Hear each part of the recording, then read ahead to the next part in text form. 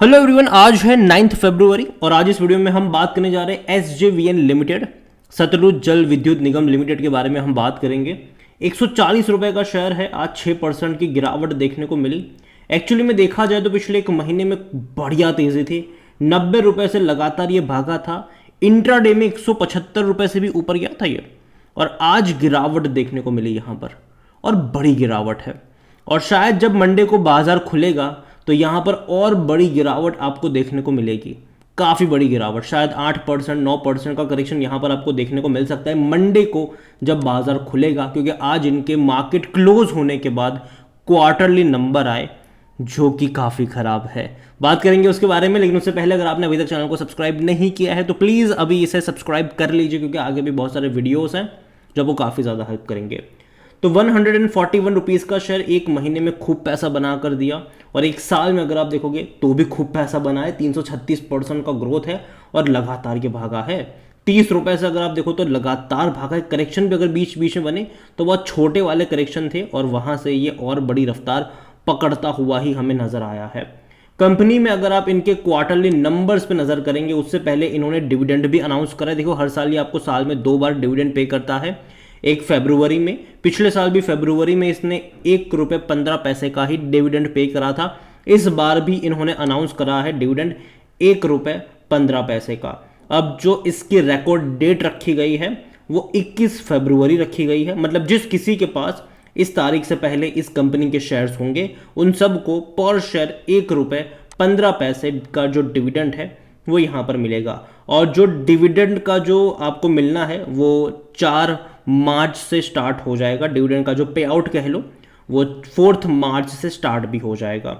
अगर इनके quarterly numbers पे अगर हम नज़र करें तो जो क्वार्टरली नंबर्स भी इनके निकल कर आए वो काफ़ी ख़राब है, रेवेन्यू वाइज भी और प्रॉफिट वाइज भी। अगर हम देखें तो इस बार का जो इनका रेवेन्यू हुआ है वो 620 करोड़ के आसपास का हुआ है। ये जो नंबर्स आप देख रहे हो वो लाखों में है, यहाँ पर मैं करोड़ में बात कर रहा हूँ। तो 620 करोड़ के आसपास का इनका इनकम हुआ है, जो ख़राब इसीलिए है क्योंकि इससे पहले के क्वार्टर में 950 करोड़ से भी ज़्यादा का था। और पिछले साल इसी क्वार्टर में जो इनका रेवेन्यू था ये 724 करोड़ के आसपास का था। तो उसके मुकाबले भी अगर आप देखोगे तो काफ़ी कम हुआ है इनका रेवेन्यू, और खर्चे बढ़े हैं। रेवेन्यू कम हुए लेकिन खर्चे बढ़ गए इनके। 427 करोड़ के आसपास का खर्चा हुआ है इनका, जो देखा जाए तो इससे पहले के क्वार्टर में 400 करोड़ से भी कम था, और पिछले साल इसी क्वार्टर में 390 करोड़ के आसपास का था। तो खर्चे यहाँ पर बढ़े, रेवेन्यू कम हो गया, जिसका मतलब ये है कि प्रॉफिट में बहुत बड़ा डेंट लगा है। काफ़ी बड़ा डेंट यहाँ पर प्रॉफिट में लगता नजर आया है। प्रॉफिट इस बार काफ़ी कम हुआ है, 135 करोड़ का ही प्रॉफिट हुआ है, जो कि इससे पहले के क्वार्टर में 440 करोड़ से भी ज़्यादा का था, और पिछले साल इसी क्वार्टर में 290 करोड़ का प्रॉफिट था। तो भाई साहब, प्रॉफिट में एक बहुत मेजर फॉल कह सकते हैं कि देखने को मिला है, क्योंकि रेवेन्यू बहुत कम हुए इनके और खर्चे यहाँ पर बढ़ गए, जिसके चलते कह सकते हैं कि जो नंबर्स इन्होंने रिपोर्ट करे हैं वो काफ़ी ख़राब है। और इसी के चलते जब मंडे को बाजार खुलेगा तो इस कंपनी के शेयर में आप एक बड़े डिक्लाइन एक्सपेक्ट करोगे। और इतना ही नहीं, इसका जो असर है वो शायद और सरकारी कंपनी के ऊपर भी पड़ सकता है। यहाँ पर वॉल्यूम्स देखें तो बड़ी क्वांटिटी में ट्रेड होते नजर आए, तकरीबन 6.5 करोड़ से भी ज़्यादा की क्वांटिटी में शेयर्स यहाँ पर ट्रेड हो रहे हैं इस कंपनी में। कंपनी का अगर हम बात करने जाए तो according to Moneycontrol user 93% लोग कह रहे हैं खरीदारी करो। अब कोई नहीं बोलेगा, यहाँ पर जब मंडे को आप देखोगे तो ये 7% वाला जो आंकड़ा है सेल वाला, वो आपको ज़्यादा देखने को मिल जाएगा। यहाँ पर डिविडेंड देखा जाए तो अच्छा पे करता है, देखिए, क्योंकि अगर आप इसको देखोगे तो ये अभी 10 महीने पहले आपको 30 रुपये पर मिल रहा था, और 30 रुपये में मिलने वाला शेयर अगर आपको 1.5 रुपये से भी ज़्यादा का डिविडेंड पे करता है तो अच्छा है ये। यहाँ पर आप देखो 2022 में भी इसका डिविडेंड अच्छा था, 2023 में भी अगर आप देखोगे तो पहले 1 रुपये 15 पैसे, देखो हर साल अगर आप देखो फरवरी 2022 में भी इतना ही था डिविडेंड, अब फरवरी में, मार्च में भी इतना ही था, और इस बार भी इन्होंने उतना ही अनाउंस करा है। दोबारा सितंबर में वापस शायद 50 पैसा 60 पैसा या फिर 70 पैसे का डिविडेंड अनाउंस ज़रूर करेंगे। तो ये बात की बात है। यहाँ पर अगर हम वैल्यूएशन के हिसाब से देखें तो 58 का पी है, जो कि भाई अब महंगा है। अब नंबर अच्छे नहीं आए हैं तो जाहिर सी बात है पी रेशो और बढ़ जाएगा इसका, तो शेयर में गिरावट आना लाजमी है। यहाँ पर सेक्टर पी 31 से 32 के आसपास का है। 50% एनालिस्ट कहते हैं खरीदारी करो। नंबर्स अगर आप देखोगे, इनके फाइनेंशियल्स अगर आप देखोगे तो अच्छे थे पिछले क्वार्टरों में। जून में भैया देखो अच्छे थे, मार्च में 17 करोड़ का था, बस वही एक खराब क्वार्टर था और अब दोबारा आया है, लेकिन फिर भी 135 करोड़ के आसपास का हुआ है, जो कि मेरे हिसाब से देखा जाए तो अच्छा तो नहीं है। और जब बाज़ार खुलेगा तो आपको उसके जो परिणाम है वो देखने को मिलेंगे, क्योंकि 2021 में भी अगर आप देखोगे, 2022 में भी देखोगे तो भाई साहब 300-400 करोड़ के आसपास के इनके प्रॉफिट हुआ करते थे। तो इस बार का प्रॉफिट काफ़ी कम हुआ है। देखो बीच में 1-2 क्वार्टर ज़रूर ऐसे आए जहाँ पर प्रॉफिट कम हुआ है, जैसे कि मार्च वाला क्वार्टर जहाँ पर रेवेन्यू में भी बहुत बड़ी गिरावट थी और प्रॉफिट में भी गिरावट थी। ठीक है, उसके बाद अगर आप देखो तो अगेन मार्च वाला क्वार्टर जहाँ रेवेन्यू भी कम थे, प्रॉफिट भी कम थे। लेकिन दिसंबर में ऐसा नहीं होता था, दिसंबर में अच्छे खासे प्रॉफिट्स और रेवेन्यू हमें देखने को मिल रहे हैं। तो देखते हैं कि अगर मार्च के क्वार्टर इतने ही ख़राब रहते इस कंपनी के, तो दिसंबर की तो चलो इस बार ख़राब रहे, बाद में पता चला कि मार्च में भी ख़राब आ गए, तब तो भाई साहब लॉन्ग टर्म के लिए ये आपको कंसोलिडेट करता नज़र भी आ सकता है। यहाँ पर शेयर होल्डिंग के बारे में बात करी जाए तो प्रमोटर के पास 81.85% की होल्डिंग है।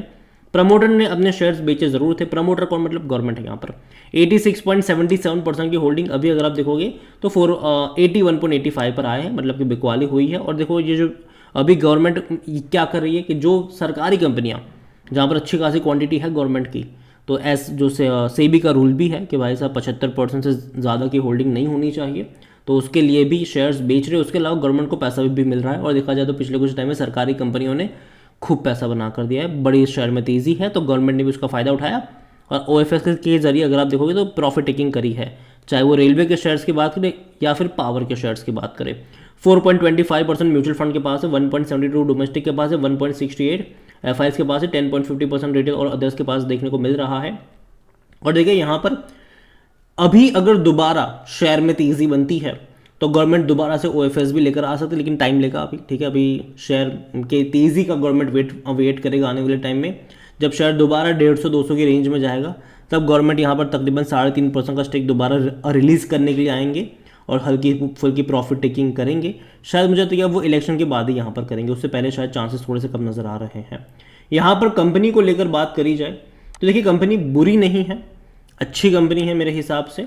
लेकिन जब खराब न्यूज़ आई है और जब ऑलरेडी पिछले एक महीने में 50-55% की तेज़ी दिखा चुका है, तो करेक्शन के चांसेस डेफिनेटली यहाँ पर रहेंगे और शायद कुछ दिन ये कंसोलिडेट कर सकता है। मुझे लगता है कि यहाँ से दोबारा ये आपको 110 रुपये की रेंज में ज़्यादा नज़र आ सकता है, 100-110 रुपये की रेंज में ज़्यादा ही नज़र आ सकता है, लेकिन मौके बन सकते हैं वहाँ पर। ठीक है, क्योंकि अगर आप देखोगे तो 90 रुपये का जो लेवल है वो सपोर्ट के तौर पर, हालांकि उतना नीचे मैं एक्सपेक्ट नहीं कर रहा हूँ कि ये जाएगा। यहाँ पर देखो नीचे के लेवल पर बाइंग आ जाएगा। अगर मान लीजिए कि यहाँ से ये 15-20% का डिक्लाइन दिखाता है तो फिर लोअर लेवल से आपको बाइंग भी देखने को मिल जाएगी। अगेन मंडे को मुझे लगता है कि यहाँ पर एक करेक्शन आना चाहिए, और क्योंकि नंबर्स अच्छे नहीं आए हैं तो शायद थोड़े बहुत करेक्शन बनेंगे। और जो PSUs ने पिछले कुछ टाइम में खूब पैसा बना कर दिया है, शायद वहाँ पर करेक्शन बन सकते हैं कुछ टाइम के लिए। लेकिन तेज़ी मुझे लगता है कि फरवरी के एंड में तेज़ी आपको देखने को मिलेगी पावर सेक्टर में, क्योंकि गर्मियाँ बढ़ने वाली है और जब गर्मियों का माहौल आता है तो जाहिर सी बात है पावर कंपनियों के शेयर में ऑटोमेटिकली आपको तेज़ी देखने को मिल जाती है, क्योंकि जो कंजम्पशन है वो बढ़ना स्टार्ट हो जाता है।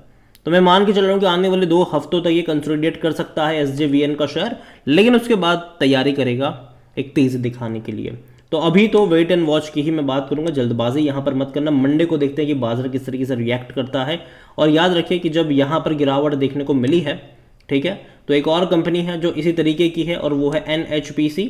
आज गिरावट यहाँ पर ज़रूर है, इवन देखा जाए तो पिछले कुछ टाइम से कंसोलिडेट ही ये कर रहा है। और इसके भी 12 तारीख को रिजल्ट्स आने वाले, मंडे को इसके भी नतीजे आने वाले हैं। और शायद मुझे लगता है कि मंडे को जब बाजार खुलेगा तो यहाँ पर भी आपको प्रेशर देखने को मिलेगा। उसके बाद ये कहाँ पर जाएगा, अप जाएगा फिर डाउन जाएगा, उसका फैसला तो इनके क्वार्टरली रिजल्ट ही तय करेंगे उस बार। तो नज़र रखिएगा इसके ऊपर भी। और SJVN को लेकर मैं इतना ही कहूँगा कि अभी दूर बैठो, तमाशा देखो। वीडियो को यहीं पे एंड करता हूँ। पसंद आया हो तो लाइक करो, शेयर करो, चैनल पर पहले एक बार हैं तो प्लीज़ सब्सक्राइब करें। और क्या सोचते हैं आप इस कंपनी के बारे में, वो भी आप मुझे कमेंट में लिखकर बता सकते हैं। इसके अलावा अगर आप चाहते हैं कि मैं किसी और गवर्नमेंट कंपनी के ऊपर भी एक डिटेल वीडियो बनाऊं तो कमेंट में उसका भी नाम लिखेगा। जितनी ज़्यादा कमेंट आएगी उतना ही जल्दी वीडियो आएगा। Thank you.